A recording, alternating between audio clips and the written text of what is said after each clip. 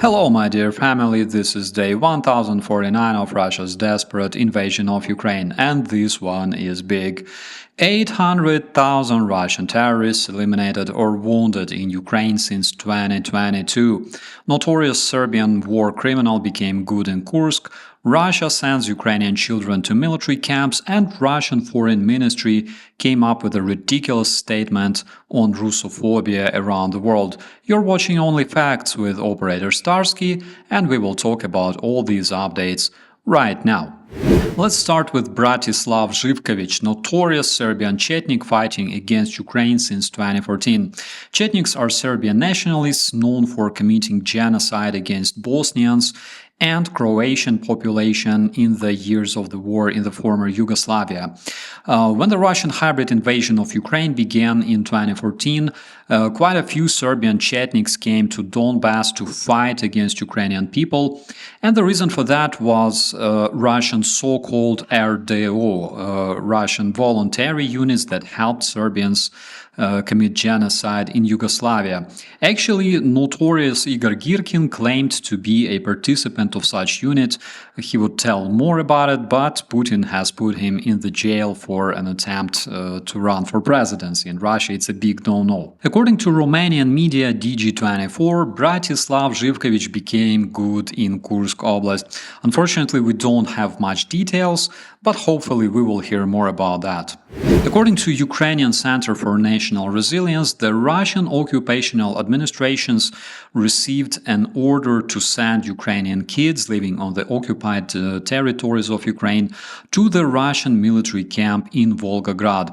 In case you didn't know it, there's a network of Russian military camps for kids in Russia, where children are taught tactics, operating smaller arms, and basically raised as future Russian soldiers. One of such places is called Avangard, a Russian children military camp in Volgograd. This place is supervised by the Russian Ministry of Defense, and actually Russians are extremely proud of having such facilities where kids are being basically trained to kill other humans at a young age. Now, the terrorist Russian regime decided that it might be a brilliant idea to take Ukrainian kids, massively suffering from the horrors of war, and send them to the military camp where they will be trained as future Russian invaders, which is one of the many reasons why the terrorist Russian state should not exist, and I will talk more about it in the upcoming updates, so stay tuned.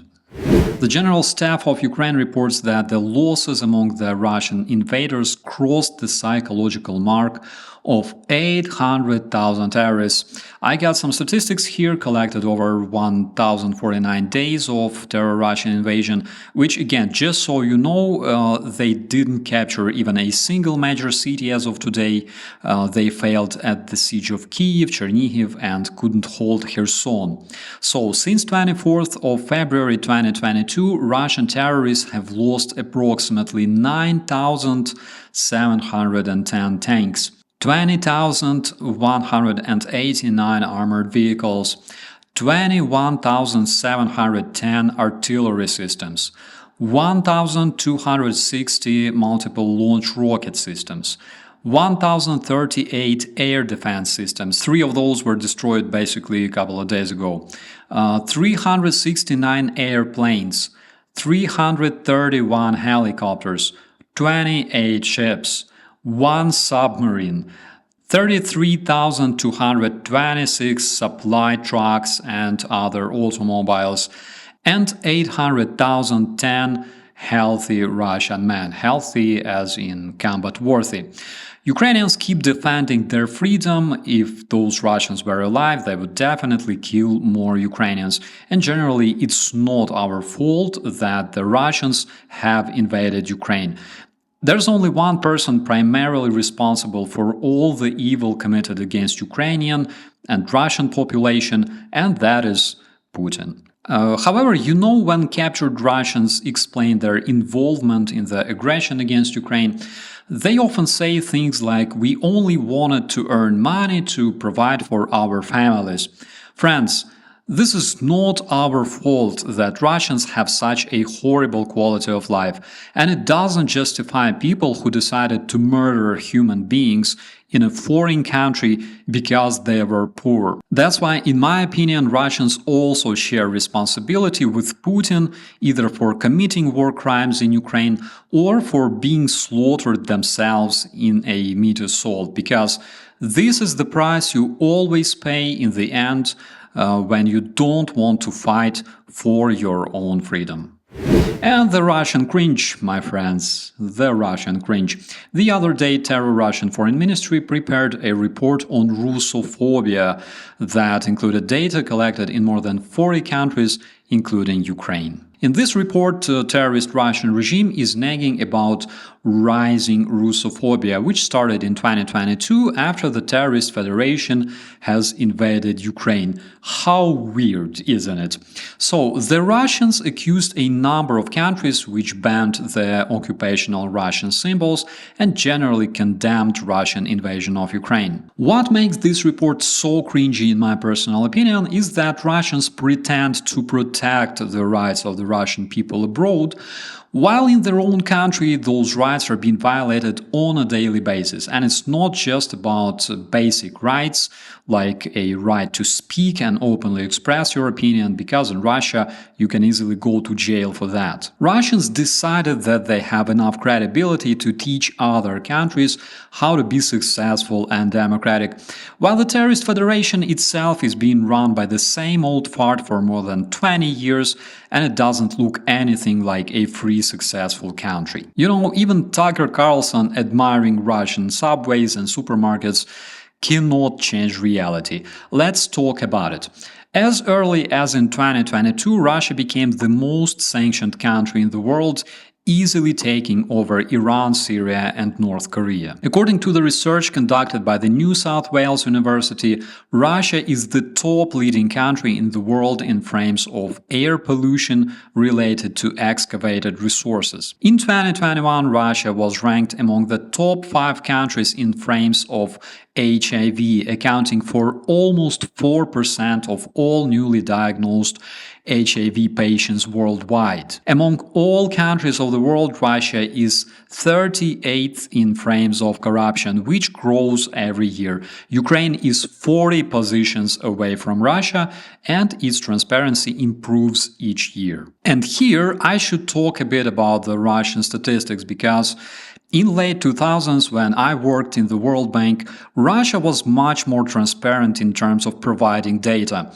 After its annexation of Crimea and all the sanctions that followed, Russia banished most of the international organizations, the World Bank, International Monetary Fund, etc. And therefore, we cannot access true data from Russia anymore. They publish cosmic figures about growing GDP and declining poverty, but none of those numbers are trustworthy anymore. For example, in 2023, Russian Ministry of Education reported that 1/3 Russian schools required capital renovation because in 2023 they lacked space to accommodate almost 1 million Russian school kids. Only next year, in 2024, again according to the Russian Ministry of Education, the number of schools requiring improving and renovation increased from 1/3 to 1/2. According to Russians themselves, a lot of school facilities lack sewage, but at the same time they have no problem with military camps for kids. Who needs schools when you can just build more barracks and teach kids military tactics instead of mathematics or literature? Then you might ask, what was the statistics before 2014, when Russia was open enough to cooperate with the West to help it deal with Russia's internal issues? Well, you're gonna love it. 2014, 129th in terms of average lifespan of population. Same here, leading country in frames of declining population.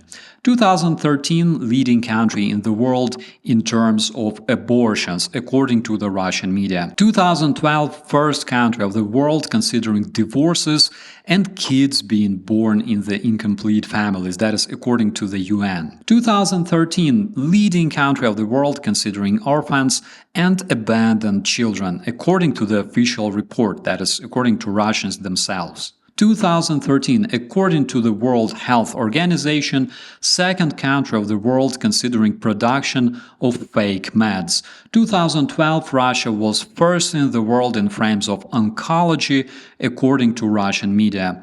2014, leading country of the world in frames of mental diseases. Same year, first country of the world in frames of traffic incidents. If you watch YouTube or TikTok, you can definitely confirm that. And in 2014, Russia won the race among all the countries of the world in frames of consuming heroin, also children addicted to smoking, and the fastest growing number of smokers.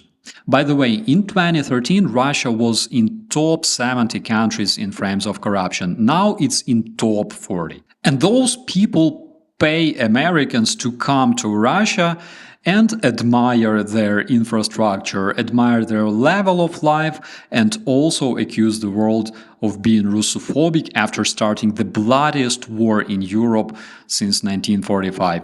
I think this shit is cringy. Let me know what do you think about it. With that, my friends, I wish you a beautiful day. Please share this episode, and I will see you in the commentaries. I'm Operator Starsky. As always, be safe.